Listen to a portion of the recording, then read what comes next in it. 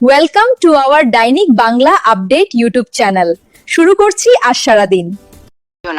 জমি বিবাদে তৃণমূল কর্মী গ্রেফতারের পর জনতা পুলিশের গাড়ি ভাঙচুর করে, মারধর করে। অন্তত ৩ থেকে ৬ পুলিশ আহত। গ্রাম প্রধানকে আটক করা হয়েছে। মালদায় বিজেপির বড় অভিযোগ, সিএজি রিপোর্টের ভিত্তিতে বন্যা ত্রাণে প্রায় ১০২ কোটি টাকার দুর্নীতি হয়েছে বলে দাবি তৃণমূলের বিরুদ্ধে। প্রধানমন্ত্রী মোদী এই মাসেই বাংলায় আসছেন। ভান্ডে ভারত স্লিপার ট্রেনের উদ্বোধন করবেন আর উত্তর ও দক্ষিণবঙ্গে সভা করবেন। শীতের আমেজ এখনো রয়েছে। কলকাতায় কুয়াশা, তাপমাত্রা ১৫-৪৩ ডিগ্রির কাছে, কিছু জায়গায় আরো কমতে পারে। সোনার দাম আবার বাড়ছে, বিয়ের সিজনে দোকান ফাঁকা। আর আজ রাতে আকাশে বড় উল্ফমুন দেখা যাবে, বছরের প্রথম পূর্ণিমা। এগুলোই আজকের সবচেয়ে বড় খবর। আর কিছু গতকাল ৩ জানুয়ারি বারুইপুরে আর আজ ৩ জানুয়ারি আলিপুরদুয়ারে।